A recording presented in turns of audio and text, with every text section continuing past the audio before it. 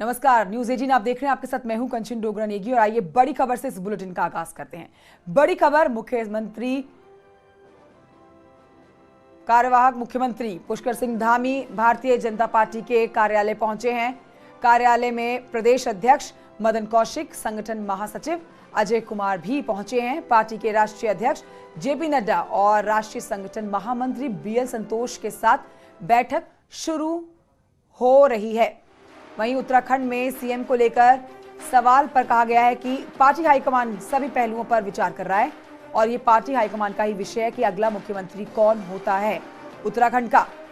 तो देखिए, बैठकों का दौर लगातार चल रहा है और ये बैठक से तस्वीरें दिल्ली से आती हुई।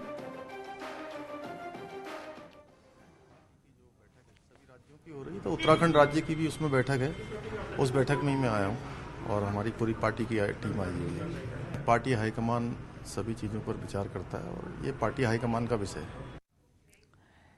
तो बीजेपी विधायकों का दिल्ली में जमावड़ा लगातार जारी है। हम आपको तस्वीरें भी दिखा रहे हैं और बता भी रहे हैं कि मुन्ना सिंह चौहान, प्रेमचंद्र अग्रवाल, रेखा आर्य, सतपाल महाराज, सुबोध उनियाल दिल्ली में इस समय मौजूद हैं और बुलावे पर यहां पर धामी और मदन सिंह कौशिक भी पहुंचे हुए हैं। देखिए, अगला मुख्यमंत्री कौन होता है, ये सस्पेंस बरकरार है। किस चेहरे के ऊपर मोहर लगती है, किस नाम के ऊपर मोहर लगती है, ये देखना दिलचस्प है। और इसी को लेकर विजय के बाद, जीत के बाद, ये प्रचंड जीत थी बीजेपी की उत्तराखंड में। इसके बाद बैठकों का दौर जारी है, जहां पर इन्विटेशन जो दिया गया वो मदन सिंह कौशिक और कार्यवाहक मुख्यमंत्री पुष्कर सिंह धामी को भी दिया गया और बुलावे के बाद ही दिल्ली पहुंचे हैं दोनों भी। तस्वीरें आपके सामने बैठक में शामिल होते कार्यवाहक मुख्यमंत्री पुष्कर सिंह धामी की है। लेकिन इस बीच आपको बताएं कि तमाम बड़े चेहरे जो हैं उत्तराखंड के इस समय दिल्ली में मौजूद है। तो उत्तराखंड में नई सरकार गठन को लेकर दिल्ली में बैठकों का दौर लगातार जारी है। आज दोपहर 12 बजे दिल्ली में होने वाली बीजेपी की बैठक में शामिल होने के लिए उत्तराखंड के कार्यवाहक सीएम पुष्कर सिंह धामी और बीजेपी प्रदेश अध्यक्ष मदन सिंह कौशिक दिल्ली पहुंच चुके हैं। महामंत्री संगठन अजय कुमार भी इनके साथ में मौजूद हैं। उत्तराखंड में सीएम को लेकर सवाल जब पूछा गया तो पार्टी हाईकमान सभी पहलुओं पर विचार कर रहा है कहा गया। साथ ही यही कहा गया कि पार्टी हाईकमान इस विषय पर आखिरी फैसला लेगा। तो उत्तराखंड सरकार की मंत्री रेखा आर्य का बयान अब आपको बताते हैं। बीजेपी शीर्ष नेतृत्व जो मुझे जिम्मेदारी देगा उसके लिए मैं तैयार हूं। मुख्यमंत्री पद पर आखिरी फैसला आला कमान का है। पुष्कर सिंह धामी को फिर से मौका मिले तो अच्छा होगा, ये रेखा आर्य ने कहा है, क्योंकि उनके नेतृत्व में 47 सीटें जीतकर पार्टी एक बार फिर से सत्ता में आई है। कोई षड्यंत्र रहा होगा या कम समय देना रहा होगा या जनता को हम ठीक प्रकार से नहीं समझा पाए, वैसा कोई विषय रहा होगा। लेकिन अपनी सीट से हारना निश्चित रूप से दुर्भाग्यपूर्ण है। चूंकि उनके चेहरे से 47 सीटें आई हैं, चूंकि उनके पास में बहुत कम समय था, चूंकि वो युवा मुख्यमंत्री हैं, उनके निर्णय बहुत बेहतर रहे थे, जिसका परिणाम हम 47 सीटों के रूप में देखते हैं। तो मुझे भी लगता है कि उनको एक अवसर जरूर मिलना चाहिए, ताकि उन्होंने जो सपना उत्तराखंड के परिप्रेक्ष्य में देखा है वह आगे उसको हम उसको चरितार्थ कर सके। तो हर मामलों में अपवाद भी होता है। तो मैं तो रिक्वेस्ट करूंगी अपने शीर्ष नेतृत्व से कि यदि ऐसा संभव हो तो वो निर्णय हो, अन्यथा जो भी निर्णय हमारा शीर्ष नेतृत्व तय करेगा हम उनके साथ हैं।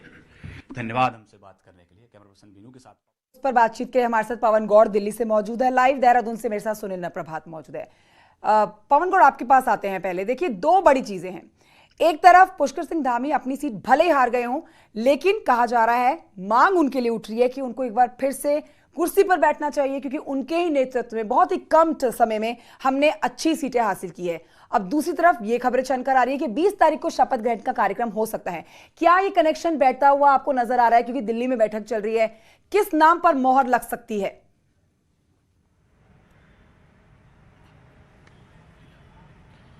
देखिए, अगर बात करें बैठक की तो दोपहर को 12 बजे ये बैठक शुरू हो चुकी है। बैठक में बीजेपी के राष्ट्रीय अध्यक्ष जेपी नड्डा, संगठन महामंत्री बीएल संतोष और अब से थोड़ी देर पहले जो कि उत्तराखंड के चुनाव प्रभारी रहे हैं केंद्रीय मंत्री प्रहलाद जोशी भी इस बैठक में पहुंच चुके हैं। अगर उत्तराखंड की तरफ से बात करें तो मुख्यमंत्री पुष्कर धामी, प्रदेश अध्यक्ष मदन कौशिक और उनके साथ साथ प्रदेश संगठन महामंत्री अजय कुमार इस बैठक में शामिल हैं। इस बैठक के अंदर जो समीक्षा की जा रही है कि नई सरकार का गठन में कौन कौन लोग शामिल हो सकते हैं, उसके साथ साथ नया मुख्यमंत्री कौन होगा, जिसमें कि एक नाम जाहिर तौर पर अगर सूत्रों के हवाले से अगर बात करें तो मुख्यमंत्री खुद पुष्कर धामी का है। एक बड़े जो धड़ा है भाजपा का, उसका मानना यह, चाहे प्रदेश की बात करें या केंद्र की बात करें, उसका मानना यह है क्योंकि जब जिस तरह से लगातार मुख्यमंत्री का परिवर्तन उत्तराखंड के अंदर किया जा रहा था, तो ऐसे में कहीं ना कहीं पार्टी के खिलाफ और सरकार के खिलाफ एक माहौल उत्तराखंड के अंदर बन गया था। लेकिन जैसे ही मुख्यमंत्री पुष्कर धामी को बनाया गया तो उन्होंने कहीं ना कहीं इस पूरे माहौल को बदलने में पूरी जो है कामयाबी हासिल की और उसका परिणाम बहुत हद तक आपको चुनाव में भी देखने को मिला। हालांकि उनको बहुत कम समय मिला, ऐसा कई सारे जो केंद्रीय नेतृत्व के लोग हैं उनका मानना है कि मुख्यमंत्री पुष्कर धामी को बहुत कम समय मिला है। तो एक नाम उनका जाहिर तौर पर बहुत पुख्ता तौर पर इस पूरे समीकरण के बीच में चल रहा है। उसके साथ साथ इस बैठक की अगर बात करें तो बैठक में समीक्षा भी की जा रही है। जिस तरह से कुमाऊं में बीजेपी को कई सारी सीट पर हार का मुंह देखना पड़ा है, तो ऐसे कौन कौन से कारण थे, क्या कारण रहे कि जिसके चलते कुमाऊं मंडल में बीजेपी को कई सारी सीट पर हार का सामना करना पड़ा। तो उसको लेकर प्रदेश अध्यक्ष और संगठन मंत्री जो हैं प्रदेश के, वो बीजेपी केंद्रीय नेतृत्व के सामने एक प्रेजेंटेशन दे रहे हैं, सीटवार उनका समीक्षा बता रहे हैं। उसके साथ साथ खटीमा, जहां से मुख्यमंत्री खुद आ रहे हैं, उसकी हार के क्या कारण थे, उनको सबको लेकर समीक्षा यहां इस बैठक में की जा रही है। बिल्कुल, और धीरे धीरे ऐसा लग रहा है यहाँ पर पवन गौड़ के ये मुख्यमंत्री कार्यवाहक मुख्यमंत्री कहिए आप, पुष्कर सिंह धामी को फिर से मुख्यमंत्री बनाने की जो आवाज है वो बुलंद धीरे धीरे ज्यादा हो रही है। इसी पर जल्दी से अपडेट लेते हैं सुनील नप्रभाते। सुनील, दिल्ली में उत्तराखंड के तमाम दिग्गजों का जमावड़ा लगा हुआ है, प्रदेशवासी भी बहुत ज्यादा एक्साइटेड होंगे कि जल्द से जल्द उनके प्रदेश को मुख्यमंत्री मिले और कई योजनाएं लाएं और उनके लिए मुख्यमंत्री काम करे। क्या हलचल नजर आती है आपको बनती हुई? क्या लग रहा है कौन बन सकता है प्रदेश का अगला मुख्यमंत्री? देखिए कंचन, अगले मुख्यमंत्री का फैसला तो वैसे जो पार्लियामेंट्री बोर्ड है बीजेपी की, उसी में उस पर अंतिम मुहर लगेगी। लेकिन जो आज की मीटिंग है, जो बताया जा रहा है, और इसमें ये हो सकता है कि एक राय बनाने की कोशिश की जाएगी, क्योंकि तमाम जो बीजेपी के आला नेता हैं वो इससे पहले राउंड में भी अलग अलग नेताओं से मिल चुके हैं। राष्ट्रीय महामंत्री संगठन BL संतोष से मिल चुके हैं, राष्ट्रीय अध्यक्ष से मिल चुके हैं, अपनी बातों को रख चुके हैं प्रदेश लेवल की।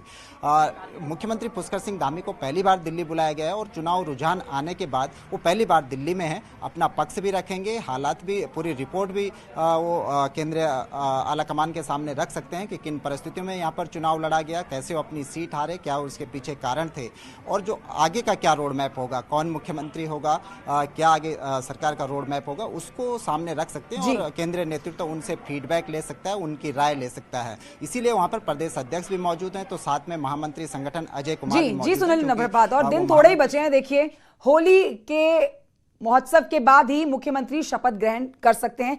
ये खबरें आ रही हैं कि 20 तारीख को शपथ ग्रहण हो सकता है। पवन, आपका और सुनील नप्रभात, आप दोनों का बहुत शुक्रिया। बढ़ते हैं आगे। दिल्ली में चल रही प्रदेश बीजेपी की मीटिंग पर बीजेपी नेता नजरें गड़ाए हुए हैं। माना जा रहा है कि इस मीटिंग में सीएम को लेकर बने हुए सस्पेंस से एक हद तक पर्दा उठ जाएगा। बीजेपी प्रदेश कार्यालय में आज दिल्ली में हो रही मीटिंग की चर्चाओं में ये बनी हुई है। तो दिल्ली में जो ये बैठक चल रही है, इसको लेकर चर्चा चौतरफा हो रखी है और हो सकता है कि थोड़ी समय के बाद ये पर्दा इस सस्पेंस से उड़ जाए कि आखिर कौन बनने वाला नया मुख्यमंत्री उत्तराखंड का। कुछ नहीं है, तो प्रोसेस है। भारतीय जनता पार्टी में पार्लियामेंट्री बोर्ड तय करता है कि पर्यवेक्षक कौन होंगे। पार्लियामेंट्री बोर्ड ने प्रदेश के लिए माननीय राजनाथ सिंह जी और मीनाक्षी लेखी जी को पर्यवेक्षक तय किया है और जल्दी, क्योंकि अभी हम सबको मालूम है होली वगैरह ये सब चल रहा है, जल्दी ही आज दिल्ली में मुझे लगता है संभवतः इसकी डेट्स वगैरह तय हो जाएंगी कि भी कब विधायक दल की बैठक बुलानी है। तो वहीं अब आपको बताते हैं कि टिकट बेचने के आरोपों पर हरीश रावत ने ट्वीट करके बड़ा बयान जारी कर दिया है। खलबली मचा दी है प्रदेश की राजनीति में। हरीश रावत कह रहे हैं कि पद और टिकट बेचने का यह गंभीर आरोप है और आरोप लगाने वाला भी गंभीर पद पर बैठा हुआ है। मेरी भगवान से प्रार्थना है पार्टी मुझे निष्कासित कर दे।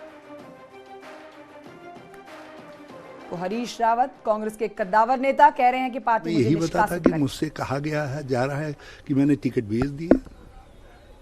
भाजपा वाले लगे हैं मेरे पीछे ये कहने में कि कोई मुस्लिम यूनिवर्सिटी का बयान मैंने दे दिया, वो मुझ पर जबरदस्ती उसको चिपकाने में लगे हैं। पड़े में 2 लात मारने के लिए हमारे अपने लोग भी कह दे रहे हैं कि साहब मैंने टिकट भेज दिया। अब भैया टिकट भेजे हैं तो ऐसा व्यक्ति तो नहीं चाहिए कांग्रेस के अंदर, इसलिए मैंने कांग्रेस को ऑफर किया है, बल्कि भगवान से प्रार्थना की है।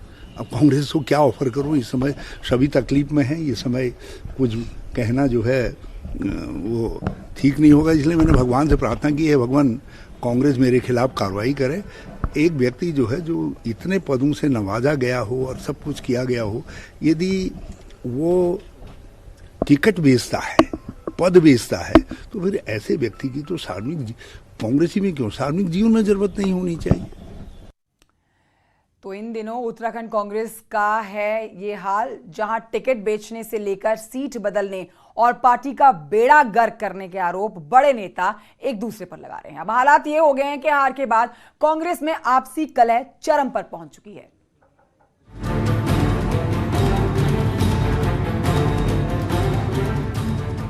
कांग्रेस की चुनाव में करारी हार क्या हुई, बड़े नेताओं का दर्द छलकने में देर नहीं लगी। नेता विपक्ष प्रीतम सिंह ने इशारों में कहा कि फसल बोए कोई और काटे कोई, ये सही नहीं है। प्रीतम सिंह की इसी बात को सही बताते हुए पूर्व सीएम हरीश रावत ने सोशल मीडिया में कमेंट लिखा और कहा कि पहले रामनगर और फिर लालकुआं से चुनाव लड़ाने का फैसला पार्टी का था, मेरा नहीं।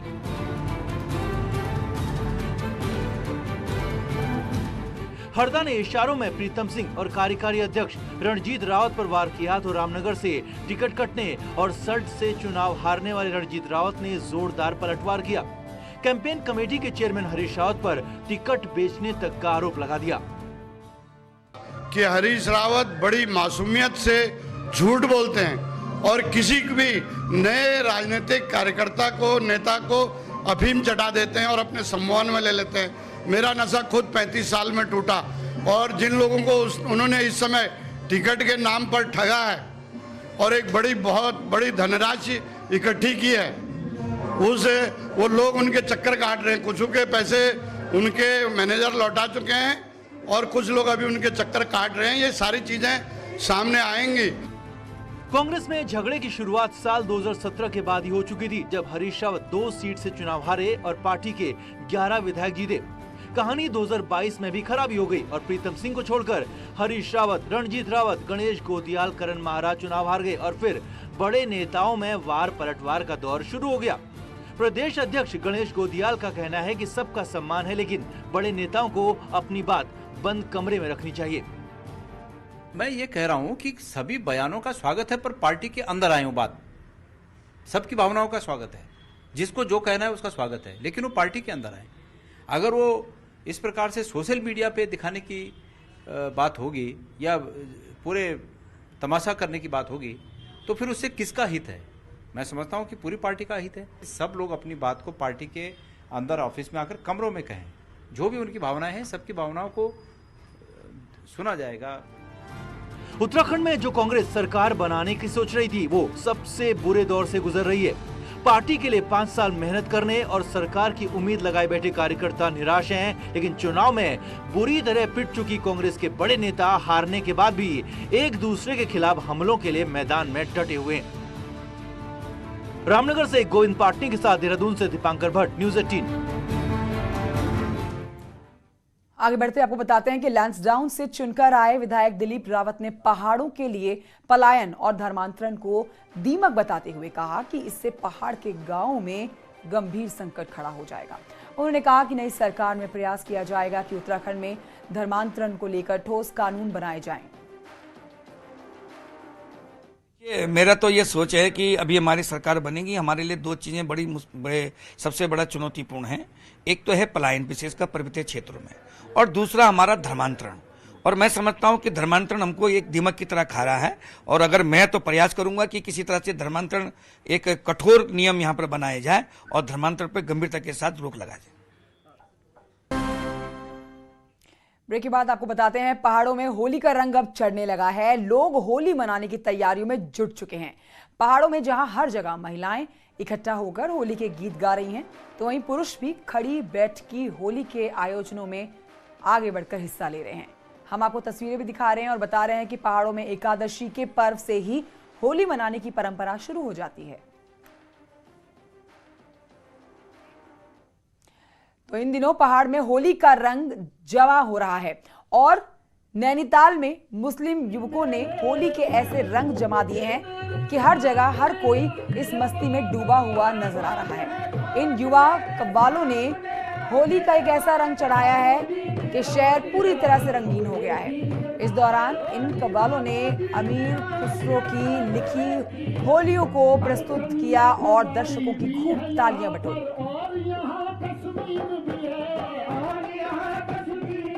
और अब आपको बताते हैं, कॉर्बेट नेशनल पार्क 18 मार्च को होली के लिए बंद रहने वाला है। इस दिन यहां कोई भी पर्यटक पार्क में एंट्री नहीं कर सकेगा।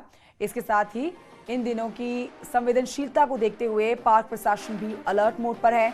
यहां की सुरक्षा पे कड़े इंतजाम किए गए हैं, कई उपाय भी साथ में किए गए हैं जिससे कोई भी संदिग्ध पार्क के अंदर प्रवेश ना कर सके।